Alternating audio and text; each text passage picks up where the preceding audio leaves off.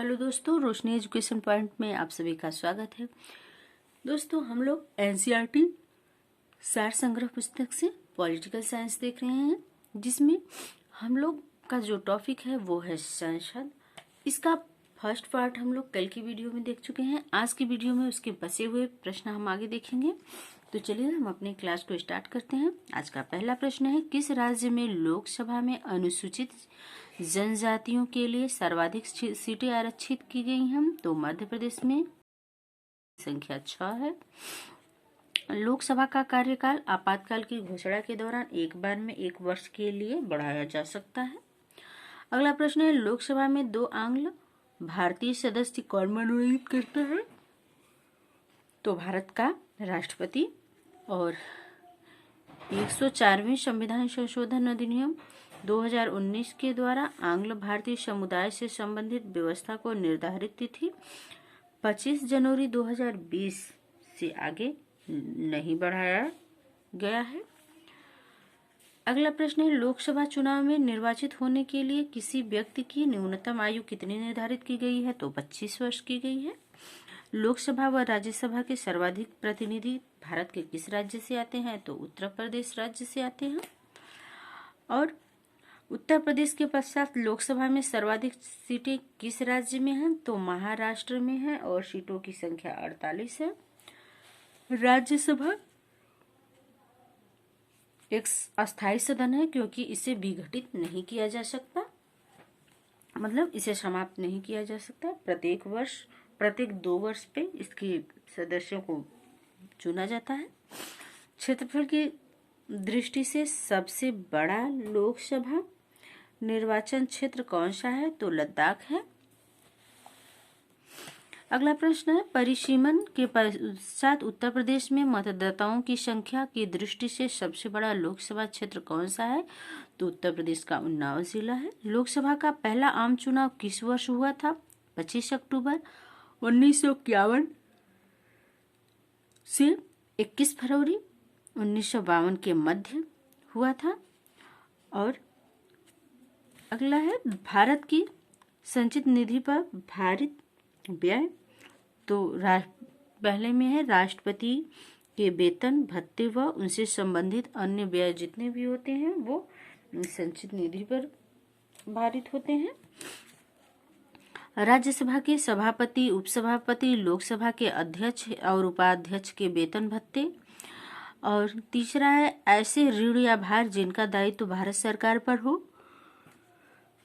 अगला है, उच्चतम न्यायालय के न्यायाधीशों के वेतन भत्ते व पेंशन व उच्च न्यायालय के न्यायाधीशों का पेंशन, ये सभी संचित निधि पर भारित होता है। अगला है, भारत के नियंत्रक एवं महालेखा परीक्षक का वेतन भत्ते व पेंशन। ऐसे अन्य व्यय जो संविधान अथवा संसद द्वारा निर्मित किसी विधि द्वारा इस संबंध में भारित घोषित किया जाए, ये सभी व्यय जो होते हैं भारत के संचित निधि पर आधारित होते हैं। और अगला प्रश्न है, यदि लोकसभा के सभी सदस्य बहुमत से संकल्प पारित कर दें तो लोकसभा अध्यक्ष को उनके कार्यकाल की समाप्ति के पूर्व उसके पद से हटाया जा सकता है। अगला प्रश्न है, 1 वर्ष में लोकसभा के कम से कम कितने सत्र बुलाए जाते हैं? तो 2 सत्र बुलाए जाते हैं। राज्यसभा के सदस्य का कार्यकाल कितने वर्ष का होता है? 6 वर्ष का होता है। प्रोटेम स्पीकर की नियुक्ति राष्ट्रपति द्वारा की जाती है तथा उसका कर्तव्य नवनिर्वाचित लोकसभा सदस्यों को शपथ दिलाना होता है। जो प्रोटेम होता है उसका कार्य होता है नवनिर्वाचित लोकसभा सदस्यों को शपथ दिलाना। लोकसभा अध्यक्ष या स्पीकर अपने निर्णायक मत का प्रयोग कब करता है? तो किसी विधेयक प्रस्ताव के पक्ष एवं विपक्ष के बराबर मत होने की स्थिति में अपने निर्णायक मत का प्रयोग करता है। अगला प्रश्न है, लोकसभा के प्रथम अध्यक्ष कौन थे? तो जीवी मावलंकर लोकसभा के प्रथम अध्यक्ष थे। लोक लेखा समिति नियंत्रक एवं महालेखा परीक्षक की रिपोर्ट की जांच करती है तथा उस पर अंतिम रिपोर्ट तैयार करके संसद के पटल पर रखती है। प्राक्कलन समिति का कार्यकाल कितना होता है? तो 1 वर्ष का होता है। राज्यसभा के सदस्य किसके द्वारा चुने जाते हैं? तो राज्यों की विधान सभाओं द्वारा।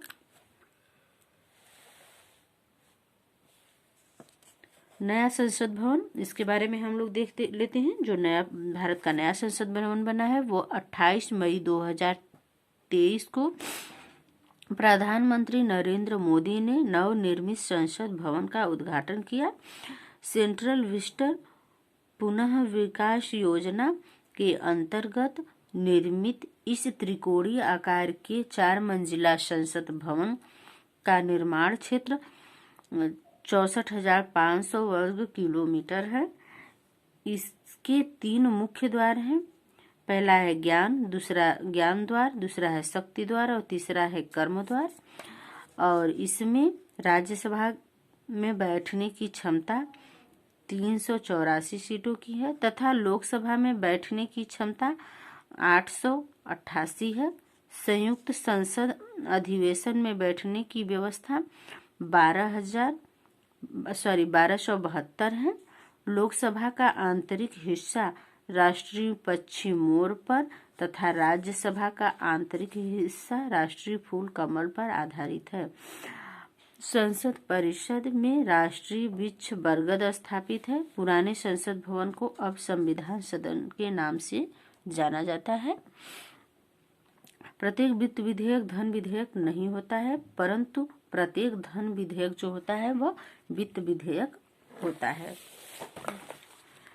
अगला प्रश्न है, विशेषाधिकार समिति में दोनों सदनों में कुल कितने सदस्य होते हैं? तो 25 सदस्य होते हैं। लोकसभा में 15 तथा राज्यसभा से 10 सदस्य होते हैं। संसद में सरकारी विधेयक मंत्री द्वारा, जबकि गैर सरकारी विधेयक मंत्री के अतिरिक्त किसी भी सदस्य द्वारा प्रस्तुत किया जा सकता है। राष्ट्रपति द्वारा राज्यसभा में कितने व्यक्ति मनोनीत किए जाते हैं? तो 12 व्यक्ति मनोनीत किए जाते हैं।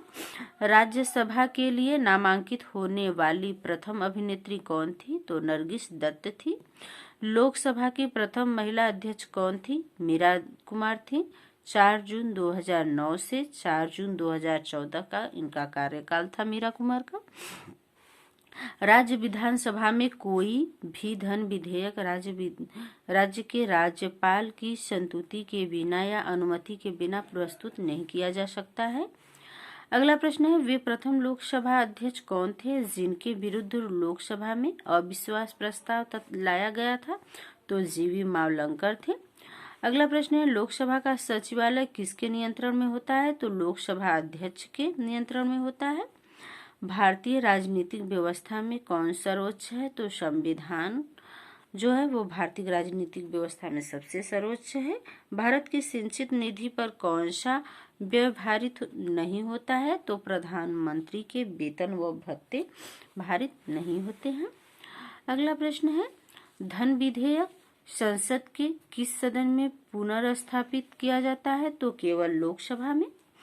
अगला प्रश्न है, धन विधेयक राज्य विधान मंडल के किस सदन में प्रस्तुत किया जा सकता है? तो केवल विधान सभा में। बजट की रूपरेखा किस विभाग के द्वारा तैयार की जाती है? तो आर्थिक कार्य विभाग के द्वारा बजट की रूपरेखा तैयार की जाती है। करों और सरकारी कामकाज के निर्वाह में हुई अन्य प्राप्तियों से संघीय सरकार को प्राप्त होने वाला राजस्व किस निधि में जमा होता है? तो भारत के सिंचित निधि में जमा होता है। आर्थिक सर्वेक्षण जो प्रतिवर्ष संसद में कब प्रस्तुत किया जाता है? तो आगामी वर्ष के बजट के प्रस्तुतिकरण से पूर्व प्रस्तुत किया जाता है।